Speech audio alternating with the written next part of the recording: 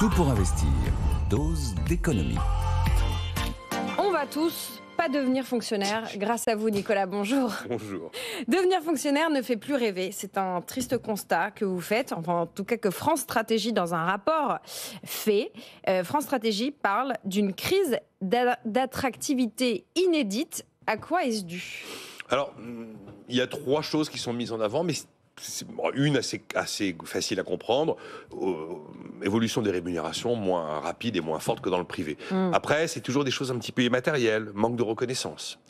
Le problème des conditions de travail. En tout cas, le fait est que le statut de fonctionnaire et la garantie de l'emploi, qui étaient les éléments d'attractivité numéro un, n'attirent plus.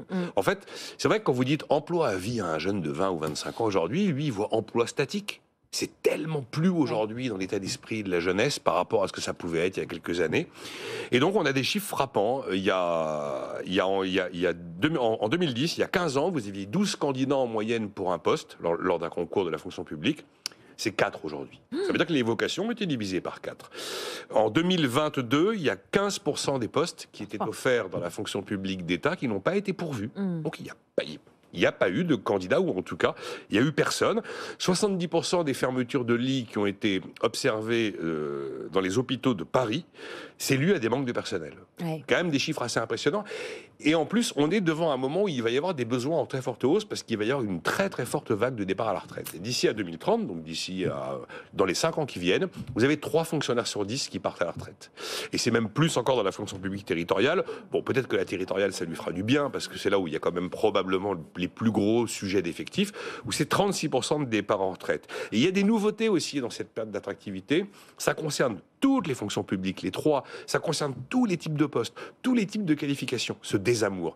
Et autre fait marquant, sur la période 2014-2021, pratiquement la moitié des départs, c'est pas dû à des départs en retraite, mais des démissions. Il y a 47% de départs qui sont des démissions.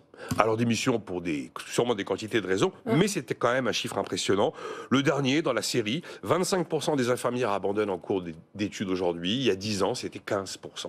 Il y a une vraie profonde crise des vocations. Il y a même un désamour, on peut dire ça, de la fonction publique. Ça a des conséquences. À quelles conséquences vous pensez ? Quand vous avez par exemple des services d'hôpitaux qui réduisent la voilure faute de personnel, vous avez une pénurie de personnel, et du coup vous avez une dégradation du service public. Et puis aussi la conséquence, c'est qu'il y a une perte de compétences. Car quand vous prenez des jeunes, à partir de Bac plus 3 et alors Bac plus 4, il n'y en a plus un qui veut aller dans la fonction publique, tous veulent aller dans le privé. Et là où c'est particulier, cette note de France Stratégie, c'est qu'ils parlent d'une crise structurelle, durable. Et ils vont jusqu'à considérer que si ce phénomène s'installe et continue à grossir, ça peut être une forme de menace pour la souveraineté nationale dans certains domaines. Eh bien, que propose France Stratégie, donc qui est aux manettes de ce rapport ? On rappelle, c'est un organisme qui est placé auprès du Premier ministre. Qu'est-ce que propose France Stratégie pour tenter de rendre la fonction publique plus sexy ? Plus sexy. Il n'y a vraiment aucune baguette magique. Il y a pourtant plus de 500 pages de rapport. Bon, le gros du rapport, c'est quand même de l'observation, du constat. Il y a des propositions. Alors, travailler sur l'image de la fonction publique, oui, c'est super facile à dire. Il rappelle, par exemple, qu'il y a eu un Ségur de la santé qui a quand même considérablement amélioré les rémunérations dans la santé. On a eu un Grenelle de l'éducation.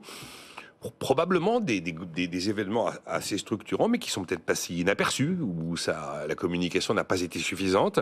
Après, ils pensent qu'il faut travailler sur les perspectives d'évolution, les progressions individuelles. Alors, ils ne vont pas jusqu'à imaginer que le salaire au mérite pourrait être quelque chose de motivant, parce que vous savez que c'est un sujet un peu clivant, mais on peut penser que l'idée n'est pas très très loin. Ensuite, accorder plus d'autonomie au personnel, mais enfin bon, il y a des métiers et des personnels où ce sera difficile d'aller très très loin en termes d'autonomie.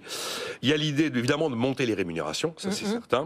Et puis de cibler aussi les salariés en reconversion, qui est un vivier important et qui va être d'autant plus important. On le voit dans l'armée, par exemple.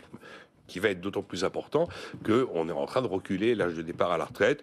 Bon, France Stratégie dit qu'il faut agir sur tous les leviers en même temps et impérativement en concertation avec les fonctionnaires eux-mêmes. Donc en termes de solutions, on ne tombe pas de sa chaise. Il n'y a pas le bouton magique sur lequel on appuie pour que tout d'un coup la fonction publique retrouve son lustre qu'elle a pu avoir par le passé. Écoutez, peut-être qu'une des solutions, c'est aussi redonner le moral aux fonctionnaires qui sont en poste. Moi, je vais vous confier une anecdote personnelle. J'ai emmené ma fille il n'y a pas longtemps à l'école.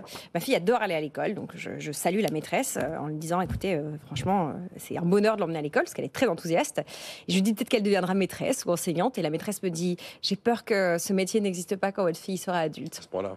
C'est triste. Voilà. Enfin bon, c'est un truc vraiment profond, cette note de France Stratégie sur la gravité en tout cas de la situation. Tout sauf fonctionnaire. On espère. C'est un peu provocateur de ma part, mais voilà, bon, c'est...